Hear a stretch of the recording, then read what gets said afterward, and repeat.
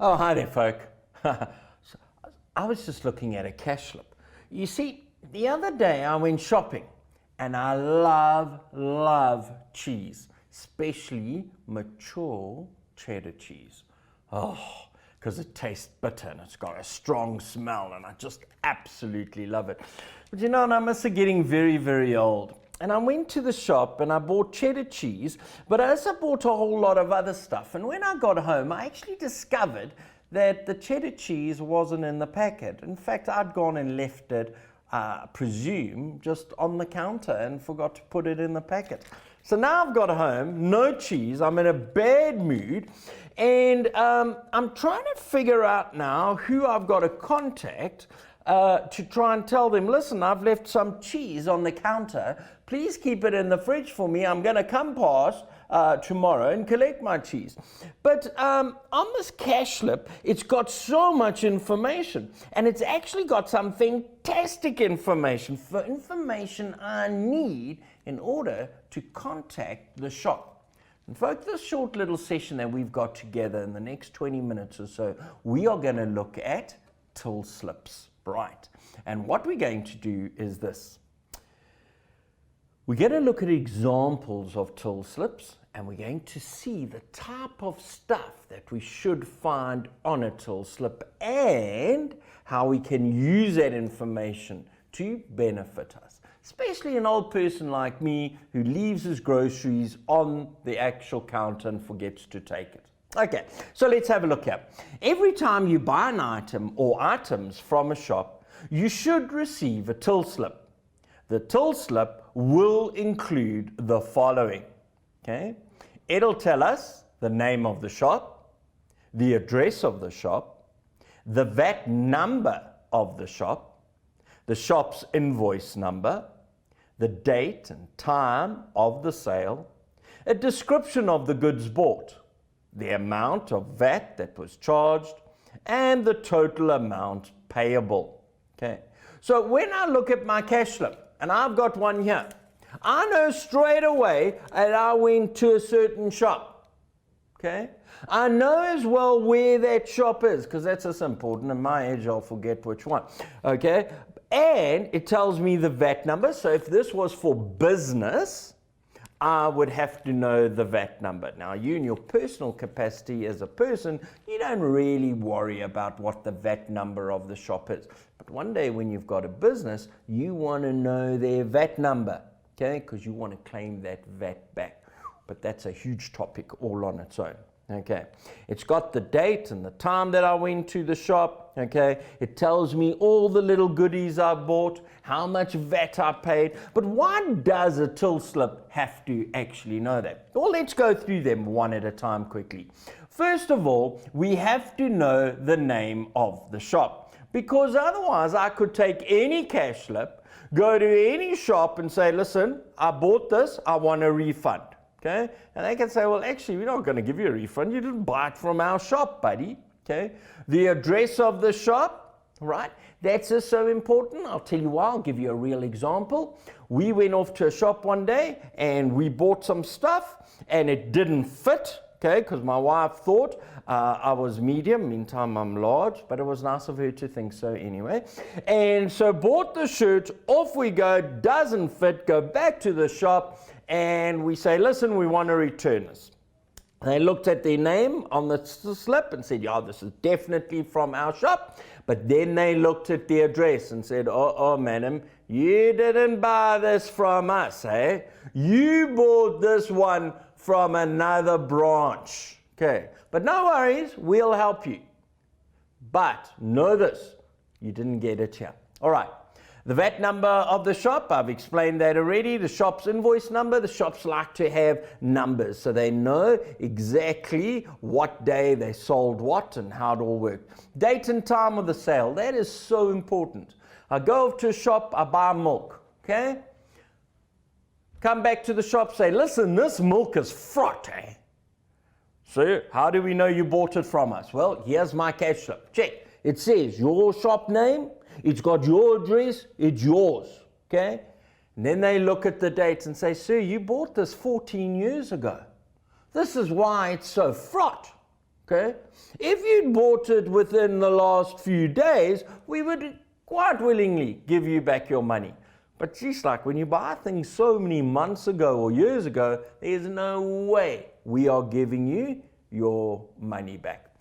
And that is especially important when you buy things that come with a guarantee. Like I go off and I buy a lovely TV set, okay, so that I can watch some mathematical literacy on TV. So I buy this lovely TV set, okay, and it says, folk, we're giving you a year guarantee on your TV. That means if it explodes, it goes funny, picture goes wrong, and by the way, your picture's not gone wrong at the moment. This is the way I look. Okay, but if your picture goes wrong and it explodes or something happens, you can take it back.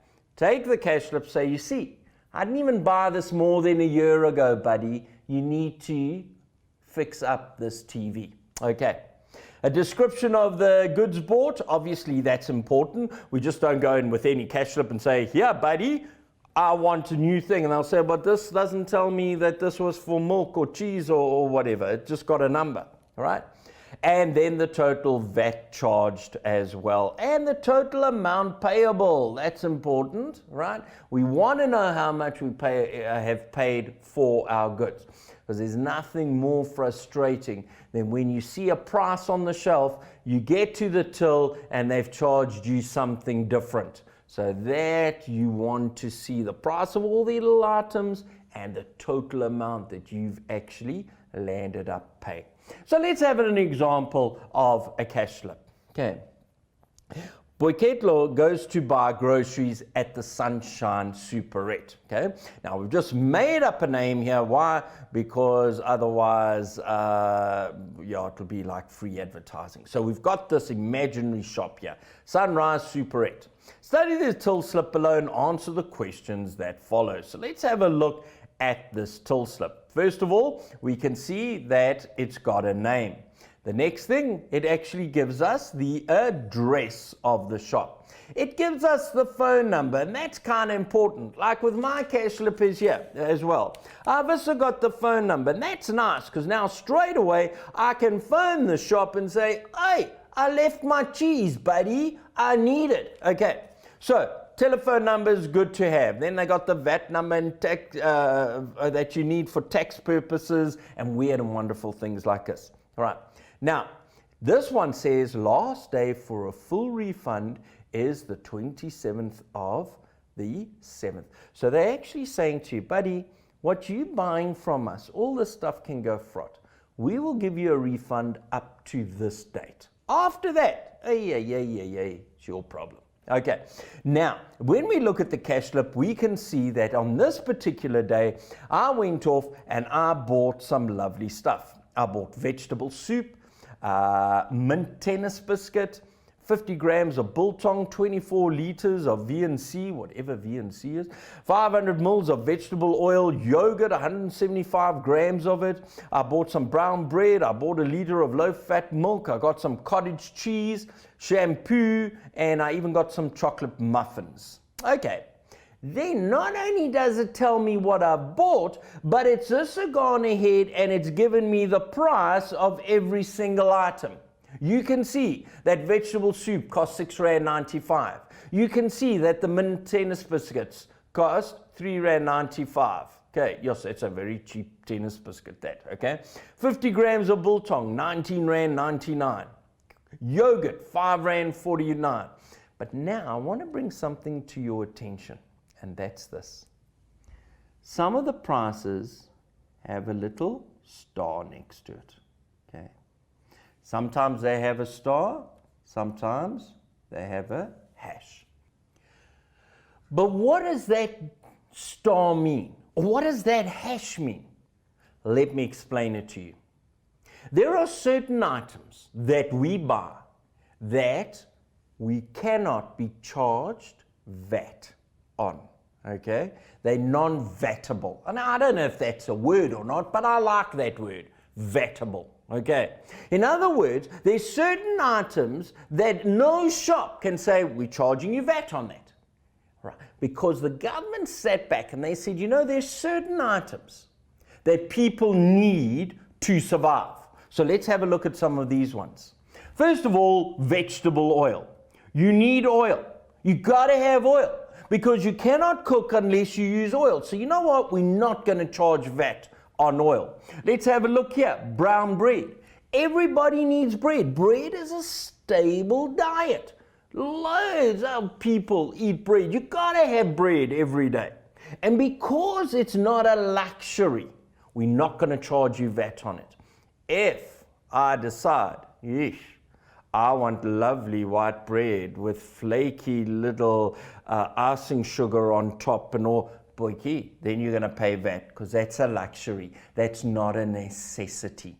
Okay. Another one we're looking at here is milk. We need milk, especially little babies. They've got to have milk when they're growing up. We need milk every day. It's a necessity. It's not a luxury. And because it's not a luxury, it's a necessity, VAT is not charged on it. Let's have a look at some other stuff here. Let's have a look at these muffins. Muffins don't have a little star next to it or an asterisk. Why? Because if you have a muffin, boyki, that's a luxury, okay? It's like a mini cake. Cake is luxury. You don't have to say, gee, if I don't have cake, I'm going to starve to death. Well, sometimes when I look at my stomach, I think that's true, but not real. But if I don't have bread every day, or if I don't have milk every day, I'm going to have a problem. Got that? Okay. The same thing with mealie meal. Mealie meal is also an item which we can't charge VAT on because it's a stable diet for so many people. All right, so that's what the little star and asterisk mean. You can see here as well that they've added up all these figures and that gives me my balance due. Now I want you to have a look here. You can see that we've made a cash payment, right? How do you pay for groceries nowadays? Okay, you go to groceries, they scan them all, or go to the shop, they scan all your groceries, and then they say, right, you owe us 130 Rand 27 cents. Now, you got two ways of paying for this. Either you pull out a little card and you say, cool, I'll swipe, all right? Or you open your wallet and you take out cash and you pay by means of cash. Now this is telling me that it's a cash payment. And I know that when I went to the shop, my groceries came to a total of 130 Rand 27 cents. I didn't have 130 Rand 27 cents, but I did have 150 Rand. So I handed him my 150 Rand. He then gave me change. How much change did he give me? He gave me 19 Rand 75 change. Oi, hold on. Let's have a look at something here. I'm going to show you this. If I gave him 150 Rand, okay, and he gave me 19 Rand 75 back, it means my groceries would have cost 130 Rand 25 cents. But they didn't cost me 30 Rand 25 cents. They cost me 130 Rand 27 cents. Cool. I got a 2 cents bonus, bro. Okay. Why? Because shops in South African currency, we do not have a 1 cent or a 2 cent piece. So any 1 cent, 2 cent, 3 cent, 4 cent, they can't charge me for that. So when my groceries came to 130 Rand and 27 cents, the guy behind the till said, right, well, I can't give you 27 cents. Okay? So either you're going to pay 25 cents or you pay 30 cents. So how much am I going to pay? Well, if he charges me 30 cents, I'm going to sue him. Why? Because that item was only 27 cents. You can't charge me more than what the shelf price said. But if he says, you know what, I'm giving you 25 cents, I'm going to go, cool, bro. That's fantastic. Why? Because you're giving me a 2 cent discount. But the shop loses money, but they can't do that because they were silly enough to make it 27 cents. Okay? Right. What else do we know about this till slip? When I look at it, I can see straight away that there is a date, there's a time, and here's the good thing. it actually tells me the name of my cashier.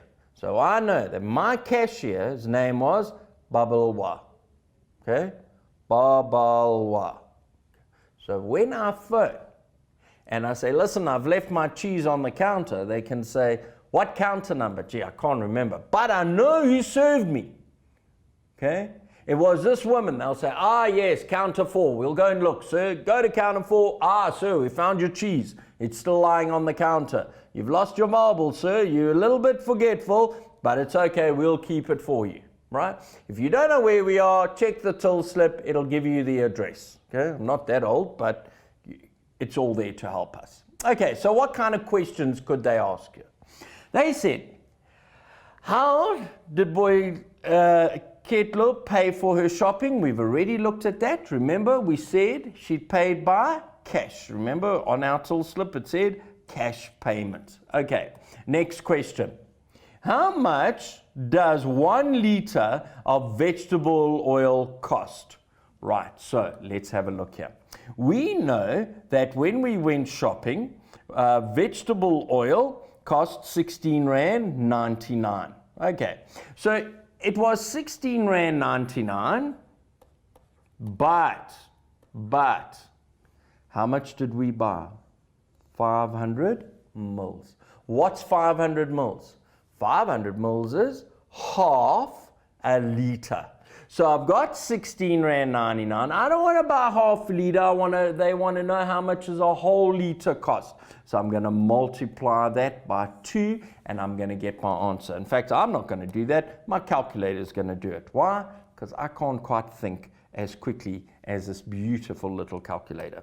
So 16 Rand 99 multiplied by 2 and we get an answer there of 33 Rand 98. So 33 Rand 98 cents. Right.